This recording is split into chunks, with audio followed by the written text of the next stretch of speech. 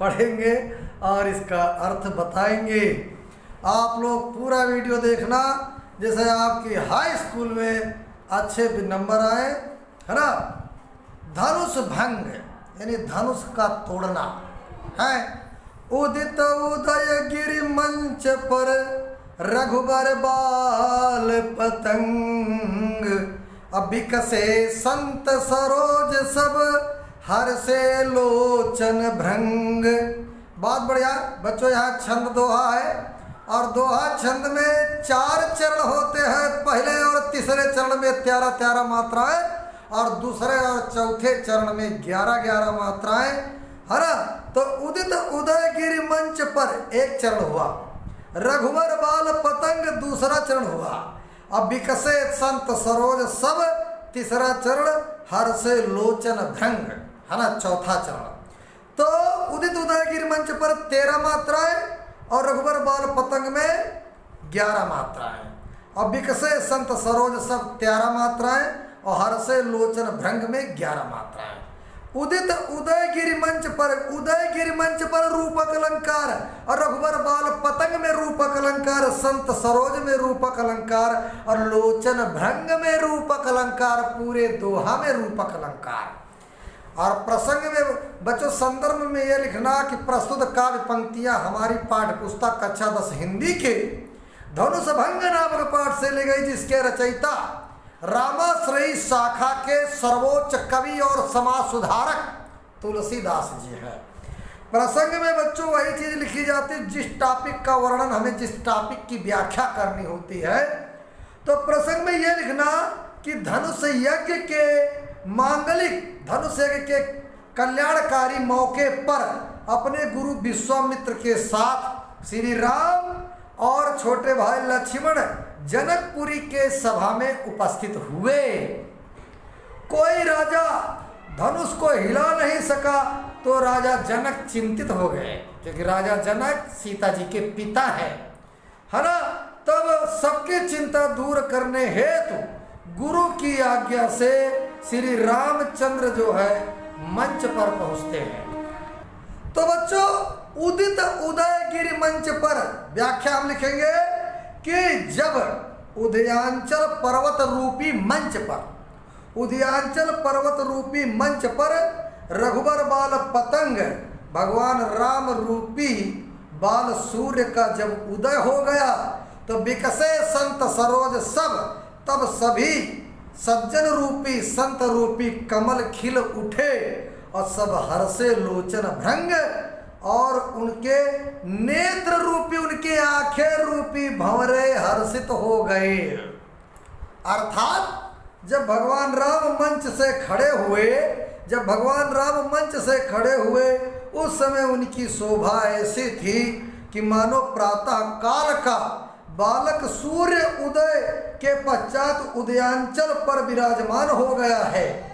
जिस प्रकार सूर्य के उदय होने पर, है ना, और तालाब में कमल खिल उठते हैं, तालाब में कमल खिल उठते हैं, उसी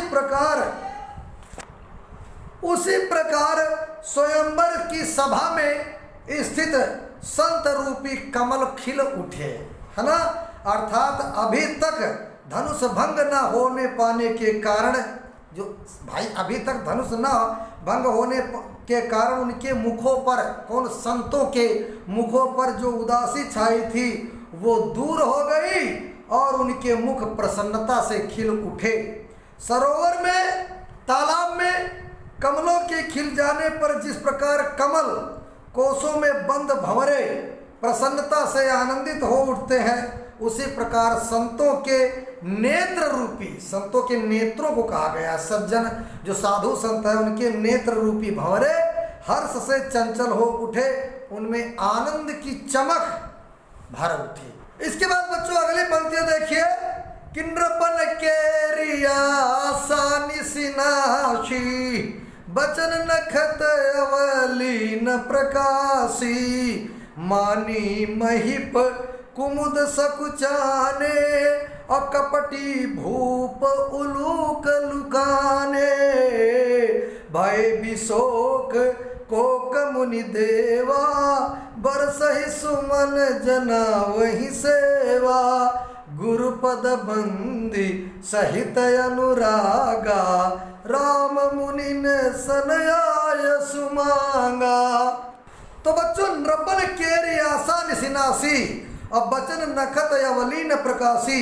नृपन माने यहाँ पर महाकवि तुलसीदास जी कहते हैं कि नृपन माने राजा। राजाओं की आशा रूपी रात्रि नष्ट हो गई, क्योंकि जब तक भगवान राम नहीं पहुंचे सब उम्मीद ये किए थे कि धनुष हम तोड़ेंगे, सीता के साथ हम विवाह करेंगे। लेकिन जब भगवान राम पहुंच गए तो उनकी आशा रूपी रात्रि नष्ट हो गई। अब बचन नखत अवलीन प्रकाशी, और उनके बचन रूपी तारों के समूह का चमकना बंद हो गया।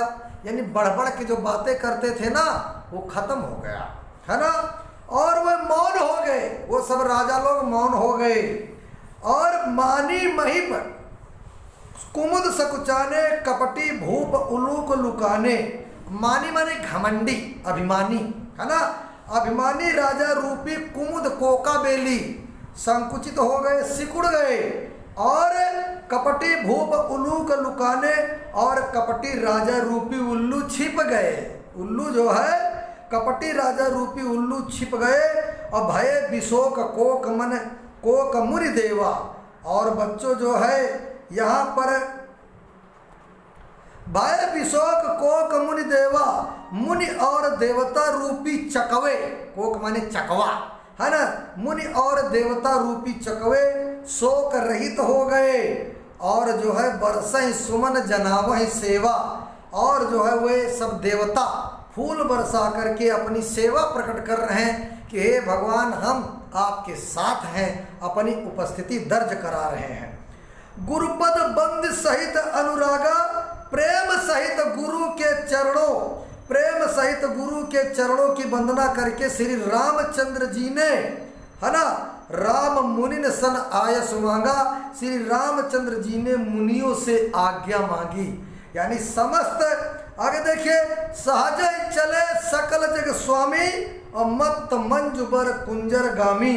और वे जो है भगवान राम जो है, यानी समस्त संसार के स्वामी, सहज चले जगत, है ना, सकल जग स्वामी, समस्त संसार के स्वामी श्री राम जी सुंदर मत मंजु बर कुंजर गामी। बर माने श्रेष्ठ, मत माने मस्त, कुंजर माने हाथी।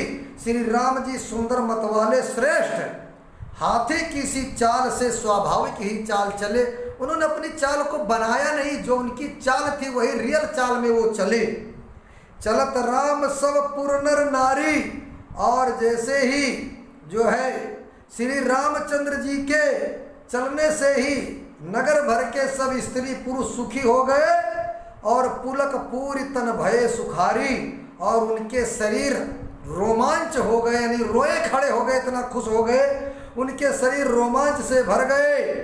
और बंदी पितर सुर सुकृत संहारे। और उन नगरवासियों ने, जनकपुर के नर नारी जो थे, और उन्होंने पितर और देवताओं की वंदना करके और जो है जो कुछ पुण्य प्रभाव हमारे, उन्होंने अपने पुण्य कर्मों को याद किया। तो शिवधनु मृणाल की नाई, तो रहु राम गणेश गोसाई। वो नगरवासी जो नगर के नर नारी थे, उन्होंने कहा कि अगर अभी तक हमने अच्छे कर्म किए हैं, अगर हमने पुण्य कर्म किए हो, तो उन पुण्य कर्मों का फल अब हमको दे दो। क्या दे दो? कि यदि हमारे पुण्यों का, यदि हमारे अच्छे कर्मों का कुछ भी प्रभाव हो, तो हे गणेश भगवान, हे गणेश गोसाई, श्री रामचंद्र जी इस शिव जी के धनुष को कमल की डंडी की तरह तोड़ डाले। अगर हमने कुछ अच्छे कर्म किए हो, तो उन पुण्य कर्मों का फल आज हमको दे दो। यही हमारे कर्मों का फल दे दो कि हमारे भगवान राम जो है शंकर जी के धनुष को कमल की डंडी की तरह तोड़ डाले। अरे तोरहु राम गणेश गोसाई, तो शिवधन मृणाल की नाई। काव्य सौंदर्य में बच्चों यही लिखना कि श्री रामचंद्र जी की विनम्रता। पहली बात तो देखो, वो धनुष तोड़ने गए तो गुरु जी की वंदना किया, और नगरवासियों की ओर देखा, और मुनियों से आज्ञा मांगा। यही यहाँ पर दिखाई देता है कि राम जी कितने विनम्र थे। गुरु जी की जो है श्री रामचंद्र जी की विनम्रता और शौर्यता यानी वीरता और गुरु भक्ति और आकर्षक व्यक्तित्व का सजीव वर्णन किया गया है। नंबर 2 भाषा, बच्चों यहाँ अवधी भाषा है। शैली यहाँ प्रबंधात्मक है। छंद दोहा और चौपाई हमने अभी बता दिया। रसवीर और श्रृंगार गुण प्रसाद अलंकार रूपक अलंकार।